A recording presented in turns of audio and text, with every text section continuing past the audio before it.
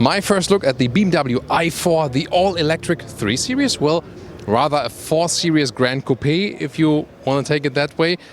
Definitely here the competitor to the Tesla Model 3, the electric sedan by BMW in this typical BMW i shape. And we also can see the new double kidney here, closed, vertical and horizontally. Everything is big, and then the blue accentuations here. This fits very, very well, of course, also to the BMW logo, and they work with blue for all their BMW i models. So very strong front there. And also here a sporty lower part here with the bumper.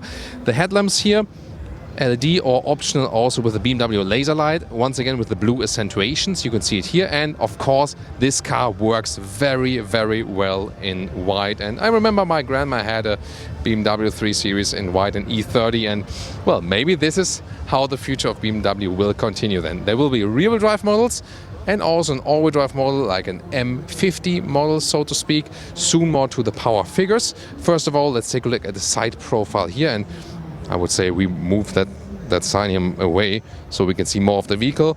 Sorry, BMW guys. There, we need a more clear look of the vehicle. Look at that. These are the 19-inch wheels, different size available. Here also in a 2-color scheme. And once again, the BMW i blue accentuation, and I think it really works very well with the white. Then we have a very, very stretched roofline. As I said, more like a 4 Series Grand Coupe. Integrated door handles for better wind efficiency. It comes close to Tesla Model 3 as for the CD value. Little bit difference. Not as good as the Tesla Model 3, but definitely comes already quite close.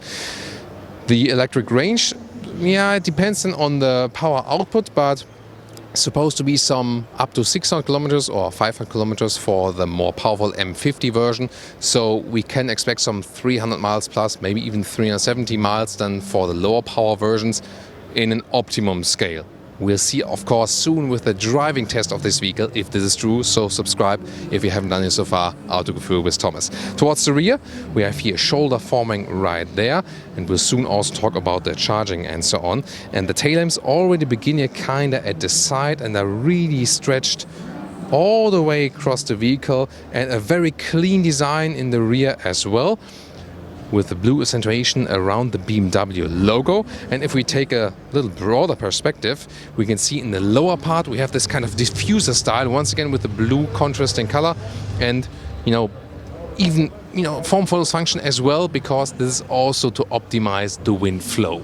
The length, by the way, 4.78 m or 188 inches, and wheel sizes from 17 to 20 inch. So this one then towards the upper range. As for the battery, 81 kilowatt hours net, so that's actually quite substantial, and recharging 7.4 or optional 11 kilowatt AC or 200 kilowatt DC, so this will then also guarantee a good fast charging possibility. Well, and in the front there is no frunk, just this cover, so as you can see, we can see nothing. Acceleration figures, by the way, for the rear drive model, 5.7 seconds. For the eDrive 40 and the M50 model will have 3.9 seconds in the acceleration figure to 1 kilometers or 62 miles an hour. Air suspension for the rear axle is standard actually.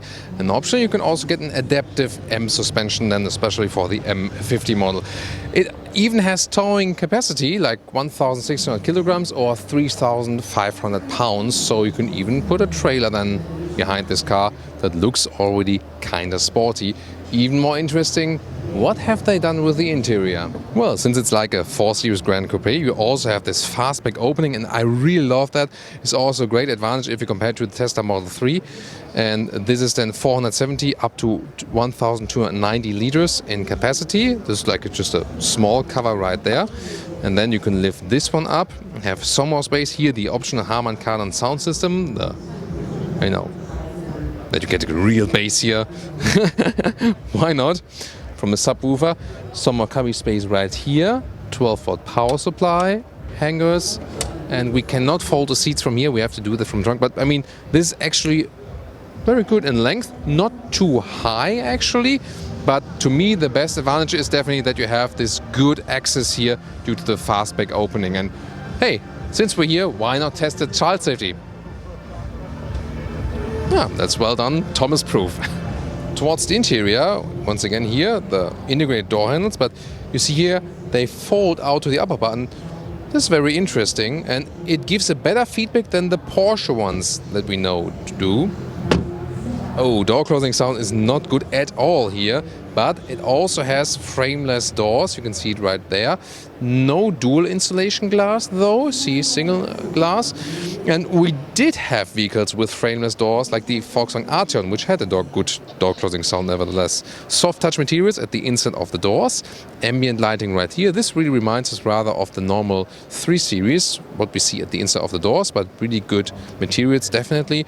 And then towards the main interior, we can see once again that we have more blue accentuation. Here also, from the chassis, that looks fancy, right? And then the lower part, right here, also with the blue accentuation right there. And then typical BMW i, once again, blue around the logo. 3 Series steering wheel here too. The display is actually completely different. So that display here, 12.3 inch in the left, 14.9 inch in the right. And it looks like it would go all the way through, but of course they are two different or two separated screens. But this is definitely a different layout than we know from the combustion engine models. As for the seats, this one here is the animal skin seat, which is of course not fitting to the sustainable electric concept. How do you know it is the one? It has this structure here, this, like this, these different parts in this shape. There you see that this is the animal skin seat you should also avoid. However, they have a wide choice of either fabric Sensatec mix or a completely perforated Sensatec high-grade leatherette in beige, red, brown and black. So 4 different color choices then. So it will feel approximately the same. We've seen the new Sensatec materials in the BMW 5 Series facelift already, and they offered really great material quality there. So looking forward to update you with that one. As for the seating position, it is somewhat 3 Series alike. Electric control of the seats here, of course, and one is a 6 or 6.1. Still some headroom left here. This is the one with the panoramic roof. We cannot open it here at the moment, not fully powered. Steering wheel up and down, in and out, very, very smooth process as we know from BMW. So overall, how do you feel? It's the i4 and not like the 3 Series or something. Mainly the display, and you sit relatively low in the vehicle as well. Seating position, I would say, could be a little bit more comfortable, but is overall suitable. Hey, heated steering wheel, of course, one of my favorite features. I would say let's take a deep look at this, impressive screen setup. Cockpit overview here, nice matte wood, but the overall impression is, yeah, kinda 3 Series or 4 Series, but then again with this attached display. Integration, because it goes all the way through, it's kind of okay, but at the same time it looks also kind of attached. But then again, we have a good view to that, and we can also still access it here for the touch. Soft touch here also, still a manual climate knob. Sorry, not a climate knob, of course, a volume knob. But I do miss the manual climate knob, definitely, because they are gone. They would be here, right there in the 3 Series. So here we have the climate controls right there in the screen. At least they stay at the same place. Okay. Then they have a completely... What is this? They have a completely new infotainment system, but definitely less overview than before. I can also control it from the lower button. This is good that I do not have to use the touchscreen while driving all the time. Okay. But then again, I think it offers less overview than before. The map, actually, we know it from the visualization here at IAA Motor Show in Munich, of course, and also close to the headquarters of BMW. So this is kind of the same. But what do you guys think about this new infotainment software? I think the older one offered us really a better overview of what we're doing. What's your take on that? If we move over to the instruments, actually, there's not so much to see or to control there. You can reset here the consumption figures and so on. When we drive the vehicle, then we will able to see even a little bit more of that. As I said, if you're subscribed, you won't miss the driving review of that one. The steering wheel itself, right side here, still real buttons. With nice clicking sounds here, for example, for the volume on the right side. Left side, and everything to control the cruise control for the level 2 autonomous driving settings, of course, with adaptive cruise control and so on and so on. My favorite area is rather here down below, start stop button in blue accentuations, and also here a normal shifting lever to get something of this, more classic BMW feeling. And this one here we know very well. First of all, this control and here for the infotainment system, and in the top part here, lower top part, you have inductive charging pad, adaptive cup holders, and also nice wooden structure, matte wood, love that. And here very well attached this armrest and USB-C charging.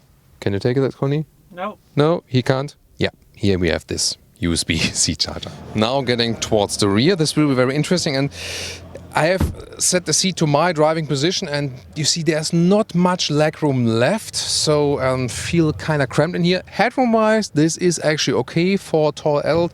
Then there's a substantial middle tunnel, USB-C chargers, but then getting to the middle seat, will be some kind of a problem. First of all, let's take a look here. We can fold this one as a ski hatch, for example. We can also fold the rest of the seats from here, and this is here then for the adaptive cup holders. So what we can clearly see here, this was not thought as an all-electric vehicle. They are running from the same assembly plan as a normal BMW 3 Series, and you see that here. Like a Tesla Model 3, yes, it doesn't look that fancy like the BMW i4 from the outside, so the exterior is, to me, really cool. Yeah, everything shall be in order. Order! Then here, you can sit here, but especially the rear, it's not such a short vehicle, but it's really cramped in the rear. So my verdict is they are not using the advantages of an electric vehicle with this one here. The driving dynamics, which are soon to come on our channel, will probably be amazing. I'm pretty sure about that. But the space you have in the interior on all the seats, kind of a little bit wasted. Good vehicles to compare, Polestar 2 and Tesla Model 3. We have a very interesting comparison episode of them. See you there.